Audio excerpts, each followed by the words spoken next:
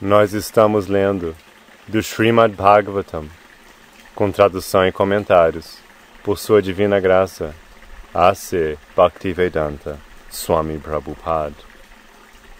Prefácio. É preciso que nos conscientizemos das atuais necessidades da sociedade humana. E quais são essas necessidades?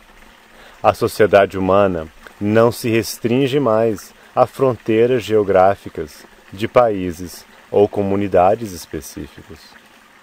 Atualmente, há um contato maior do que na Idade Média, e o mundo tende para a formação de um Estado único ou uma sociedade humana única.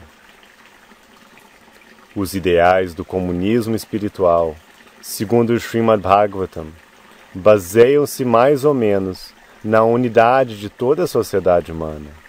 Não só isso, mas inclusive na totalidade da energia dos seres vivos. Grandes pensadores sentem a necessidade de fazer deste comunismo espiritual uma ideologia exitosa. O Srimad Bhagavatam preencherá esta lacuna da sociedade humana. Portanto, para estabelecer o ideal de uma causa comum, o Bhagavatam começa com o aforismo da filosofia do Vedanta, Janmadi Asya Yataha. No momento atual, a sociedade humana não se encontra na escuridão do esquecimento. Em todo o mundo, tem-se progredido rapidamente no campo dos confortos materiais, da educação e do desenvolvimento econômico. Mas, de um modo geral, há uma irritação em alguma parte do corpo social que, consequentemente, está produzindo desavenças em grande escala, mesmo por questões de menor importância.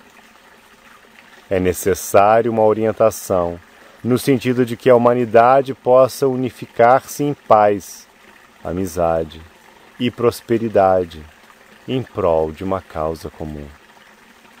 O Srimad Bhagavatam satisfará esta necessidade, pois é uma contribuição cultural para a reespiritualização de toda a sociedade humana. O Srimad Bhagavatam deve ser introduzido também nas escolas e universidades, pois o grande estudante e devoto Prahlad Maharaj recomenda-o como meio de mudar a face demoníaca da sociedade. Komaracharit pragyo dharman bhagavatam niham durlabam manusham janma tadapi yadruvam artadam. Bhagavatam 7:6-1. As disparidades na sociedade humana devem-se ao fato de que não há princípios nessa civilização ateísta. Deus, o Todo-Poderoso, existe. Dele tudo emana, por ele tudo é mantido, e nele tudo se funde e descansa. A ciência material tem tentado inutilmente descobrir a fonte última da criação. Mas é um fato que há uma fonte última de tudo que existe. Esta fonte última é explicada racional e autorizadamente no belo Bhagavatam, ou Srimad Bhagavatam. O Srimad Bhagavatam é a ciência transcendental, não apenas para conhecermos a fonte última de todas as coisas, como também para conhecermos nossa relação com Ele e nossa obrigação para com a perfeição da sociedade humana, com base neste conhecimento perfeito. Ele, o Srimad Bhagavatam, proporciona um pujante tema de leitura na língua sânscrita. E agora, nesta tradução para o inglês e também na apresentação em português, uma leitura cuidadosa será bastante para que Deus seja conhecido perfeitamente e para que o leitor esteja suficientemente treinado em defender-se das investidas dos ateístas. Além disso, o leitor será capaz de convencer outras pessoas a aceitarem Deus como um princípio completo. O Srimad Bhagavatam começa definindo a fonte última. Ele é um comentário fidedigno que o próprio autor, Srila Vyasadeva, faz acerca do Vedanta Sutra. Através dos 9 primeiros cantos, somos gradualmente instruídos até chegarmos ao estado máximo em que somos capazes de compreender Deus. O único requisito de que alguém precisa para estudar esta grande obra de conhecimento transcendental é proceder passo a passo cautelosamente, e não pular ao acaso, como se faz com um livro comum. Devemos ler o Srimad Bhagavatam capítulo por capítulo, um após o outro. A obra é disposta assim: verso sânscrito original, sua transliteração latina, vocabulário, tradução e significados. Desse modo, ao final da leitura dos 9 primeiros cantos, qualquer pessoa poderá tornar-se certamente uma alma com perfeita compreensão de Deus. O 10º canto distingue-se dos 9 primeiros cantos, porque trata diretamente das atividades transcendentais da personalidade de Deus, Shri Krishna. Ninguém conseguirá assimilar os efeitos do 10º canto sem antes passar pelos 9 primeiros cantos. Ao todo, a obra tem 12 cantos, cada qual independente, mas o bom é que esses cantos sejam lidos aos poucos, um após o outro. Devo admitir minhas falhas na apresentação do Srimad Bhagavatam, mas de qualquer modo tenho a esperança de que será bem recebido pelos pensadores e líderes da sociedade, baseado na seguinte declaração do Srimad Bhagavatam 1.5.11. Tadvag visargo janataga viplavo yasmin pratishlokam abhidavatyapim namanyananantasya yashon kitaniyat trinvanti gayanti grinanti sadavaham. Por outro lado, a literatura repleta de descrições das glórias transcendentais, do nome, fama, forma e passatempos do ilimitado Senhor Supremo. É uma criação transcendental, destinada a provocar uma revolução na vida ímpia de uma civilização mal orientada. Ainda que compostos irregularmente, tais textos transcendentais são ouvidos, cantados e aceitos por homens puros, que são inteiramente honestos. Om Tat Sat, A.C. Bhaktivedanta Swami. Prólogo. Este Bhagavad Purana é brilhante como o sol e surgiu logo após o Sr. Krishna partir para sua própria morada, acompanhado pela religião, pelo conhecimento, etc. As pessoas que perderam sua visão devido à densa escuridão da ignorância na era de Kali serão iluminadas por este Purana. Srimad Bhagavatam 1.3.43. A eterna sabedoria da Índia expressa-se nos Vedas, textos antigos em sânscrito que abrangem todos os campos de conhecimento humano. Preservados originalmente através da tradição oral, os Vedas foram postos na forma escrita pela primeira vez há 5.000 anos por Srila Vyasadeva, a encarnação literária de Deus.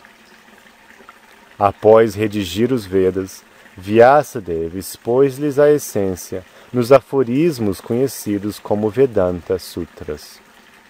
O Srimad Bhagavatam é o comentário de Vyasadeva a seus próprios Vedanta Sutras. Ele o escreveu na maturidade de sua vida espiritual, sob a orientação de Narada Muni, seu mestre espiritual. Chamado de o fruto maduro da árvore da literatura védica, o Srimad Bhagavatam é a exposição mais completa e autorizada do conhecimento védico.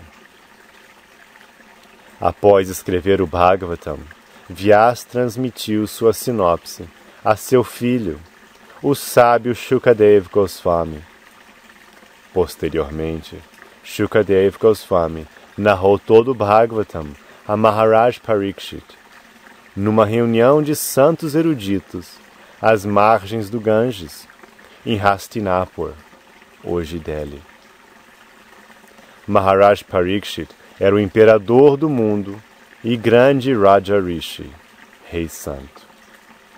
Tendo sido prevenido de que morreria dentro de uma semana, ele renunciou a todo o seu reino e retirou-se para as margens do Ganges, a fim de jejuar até a morte e receber iluminação espiritual.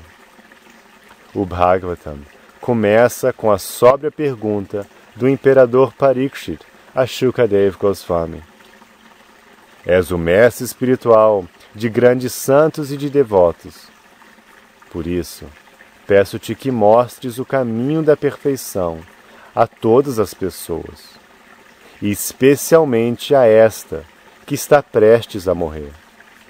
Por favor, dize-me o que um homem deve ouvir, cantar, lembrar e adorar, e também o que ele não deve fazer. Por favor, explica-me tudo isto. A resposta de Shukadeva Goswami a esta pergunta e as inúmeras outras perguntas feitas por Maharaj Parikshit, que diziam respeito a tudo, desde a natureza do eu até a origem do universo, prenderam continuamente a atenção dos sábios reunidos durante os 7 dias que culminaram na morte do rei. Mais tarde, o sábio Suta Goswami, que estava presente às margens do Ganges quando Shukadeva Goswami recitou o Srimad Bhagavatam pela primeira vez, repetiu o Bhagavatam perante uma reunião de sábios na floresta de Naimisharanya. Interessados no bem-estar espiritual do povo em geral, estes sábios tinham se reunido para executar uma prolongada e contínua série de sacrifícios para neutralizar a influência degradante da incipiente era de Kali. Em resposta ao pedido dos sábios para que falasse a essência da sabedoria védica, Suta Goswami repetiu de memória todos os 18.000 versos do Srimad Bhagavatam, tal como Shukadeva Goswami os havia falado para Maharaj Parikshit. O leitor do Srimad Bhagavatam ouve Suta Goswami relatando as perguntas de Maharaj Parikshit e as respostas de Shukadeva Goswami. Além disso, às vezes, Suta Goswami responde diretamente às perguntas feitas por Shaunaka Rishi, o porta-voz dos sábios que se haviam reunido em Naimisharanya. Assim, ouvimos 2 diálogos simultaneamente, um entre Maharaj Parikshit e Shukadeva Goswami às margens do Ganges, e outro em Naimisharanya entre Suta Goswami e os sábios presentes à floresta de Naimisharanya, encabeçados por Shaunaka Rishi. Além disso, enquanto instrui o rei Parikshit, Shukadeva Goswami frequentemente relata episódios históricos e evoca longos colóquios filosóficos entre grandes almas, tais como o santo Maitreya e seu discípulo Vidura. Com esta compreensão da história do Bhagavatam, o leitor será capaz de acompanhar facilmente o entrelaçamento de diálogos e eventos provenientes de fontes diversas. Uma vez que o mais importante no texto é a sabedoria filosófica, e não a ordem cronológica, faz-se mister prestar atenção apenas ao tema do Srimad Bhagavatam e poder-se apreciar plenamente sua mensagem profunda.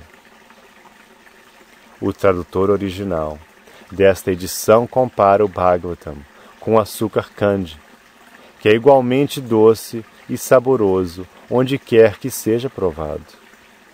Por conseguinte, se quisermos provar a doçura do Bhagavatam, poderemos começar lendo qualquer um de seus volumes. Contudo, após este gosto introdutório, o melhor conselho que se dá ao leitor sério é que ele passe ao volume 1 do primeiro canto e daí prossiga através do Bhagavatam, volume após volume, na sua ordem natural. Esta edição do Bhagavatam, que é a primeira tradução completa deste importante texto para o português, traz esmerado comentário e é a primeira edição amplamente acessível ao público de língua portuguesa. É o produto do esforço intelectual e devocional de sua divina graça A.C. Bhaktivedanta Swami Prabhupada, o mais eminente mestre do pensamento filosófico e religioso da Índia.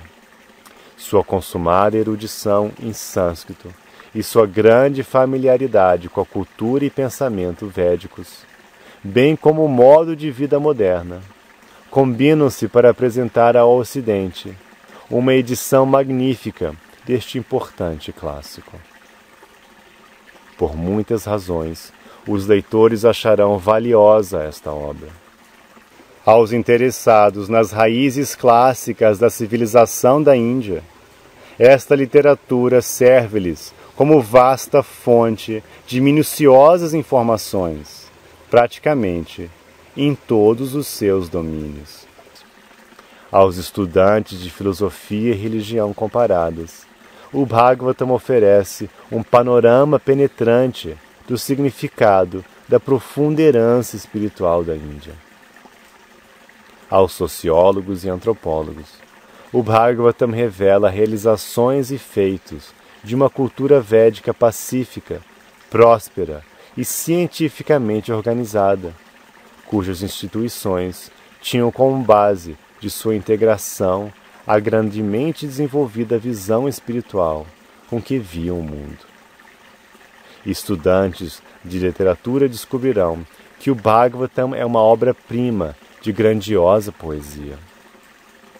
Aos estudantes de psicologia, o texto proporciona perspectivas importantes da natureza da consciência, do comportamento humano e do estudo filosófico da personalidade.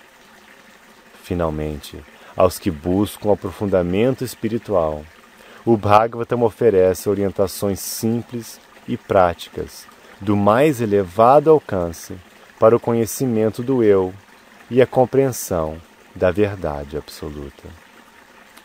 O texto completo, apresentado pela Bhaktivedanta Book Trust, compõe-se de muitos volumes, prometendo ocupar, durante muito e muito tempo, um lugar significativo na vida intelectual, cultural e espiritual do homem moderno. Os editores.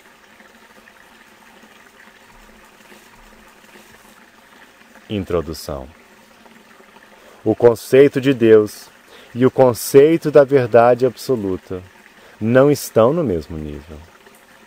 O Srimad Bhagavatam tem como objetivo a verdade absoluta. O conceito de Deus indica o controlador, ao passo que o conceito da verdade absoluta indica o summum bonum, ou a fonte última de todas as energias. Não é possível uma divergência de opinião sobre o aspecto pessoal de Deus, como sendo controlador, porque um controlador não pode ser impessoal. Evidentemente, o governo moderno, especialmente o governo democrático, é impessoal até certo ponto, mas em última análise, o chefe do executivo é uma pessoa, e o aspecto impessoal do governo é subordinado ao aspecto pessoal. De modo que, indubitavelmente, sempre que nos referirmos a um controle sobre outras pessoas, teremos que admitir a existência de um aspecto pessoal. Por haver diferentes controladores para diferentes posições administrativas, pode ser que haja muitos deuses menores. Segundo Bhagavad Gita, qualquer controlador que tem algum poder extraordinário específico é chamado de Vibhutimat Sattva, ou controlador dotado de poder pelo Senhor. Há muitos Vibhutimat Sattvas, controladores ou deuses com poderes específicos diversos. Mas a verdade absoluta é única e incomparável. Este Srimad Bhagavatam designa a verdade absoluta, ou Summum Bonum, como sendo o Param Satyam. Srila Vyasadeva, o autor do Srimad Bhagavatam, primeiramente oferece suas respeitosas referências ao Param Satyam, verdade absoluta. E, porque o Param Satyam é a fonte última de todas as energias, o Param Satyam é a pessoa suprema. Não resta dúvida de que os deuses, ou os controladores, são pessoas, mas o Param Satyam, de quem os deuses obtêm poderes de controle, é a pessoa suprema. A palavra sânscrita Ishvara, controlador, transmite o significado de Deus, mas a pessoa suprema é chamada de Parameshvara, ou Ishvara, supremo.